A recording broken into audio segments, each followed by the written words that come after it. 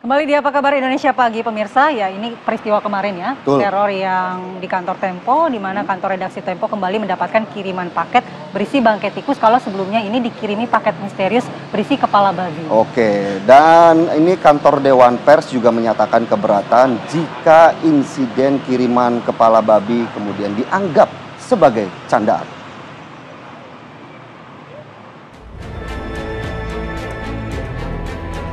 Kantor redaksi Tempo di Jalan Palmerah, Kebayoran Lama, Jakarta Selatan menerima paket kardus yang dilempar melalui gang di samping kantor pada Sabtu dini hari. Karyawan mengira isinya mie instan, namun saat dibuka ternyata 6 bangkai tikus tanpa kepala.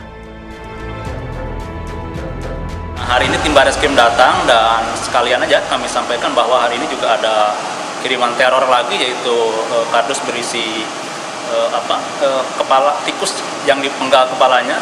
Yang dari hasil penelusuran kami, paket itu dilemparkan dari samping gedung dan sudah kita lihat berdasarkan kamera pengaman di sini, barang dilemparkan pada pukul 2 dini hari.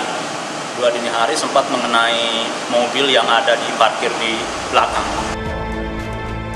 Sebelumnya, kantor Tempo pada 19 Maret lalu dikirimi paket misterius berisi kepala babi tanpa telinga. Paket dikirimkan kurir beratribut aplikasi pengiriman dan ditujukan kepada Francisca Christy Rosana atau Cika. Kepala Kantor Komunikasi Kepresidenan Hasan Nasbi angkat suara. Nasbi menyebut kiriman paket kepala babi agar dimasak saja. Ini dinilai, terus apa yang terjadi pas dikirim itu, apa yang terjadi? Ini semacam ancaman kepada para pers. Kebebasan pers, Pak. Udah dimasak aja. Kalau kepala babi udah jadi bangkai, Pak. Udah. Dimasak aja. Ada juga anggapan jadi ancaman pembunuhan begitu, Pak? Gimana Pak responnya, Pak? Enggak lah, saya lihat dari media sosialnya Francisca yang wartawan Tempo itu, dia justru minta dikirimin daging babi. Itu kan semacam jokes saja, Pak. Iya, sama artinya dia nggak terancam kan? Buktinya dia bisa bercanda, kirimin daging babi kan katanya. Tapi komitmen soal kebebasan pers di era Pak Prabowo ini tetap ada yang dihalang-halangi bikin berita kan? Kalau nggak ada yang dihalang-halangi bikin berita, itu artinya kebebasan pers kita bagus. Ada yang di stop buat bikin berita dan wawancara nggak? Nggak ada kan? Itu artinya kebebasan pers kita bagus. Ada yang takut nggak sekarang bikin berita? Ada yang dihalang-halangi nggak untuk liputan di istana? Kan nggak ada.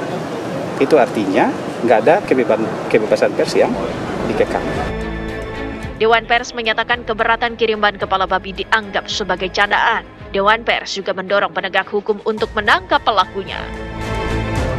Berharap betul agar aparat keamanan segera mengupayakan mencari siapa nih pelakunya, menemukan siapa pelakunya, karena aparat keamanan lah yang tentu memiliki kompetensi berbagai bentuk tindak kekerasan dan intimidasi teror seperti ini. Ini bukan nggak bisa disebut joke ya.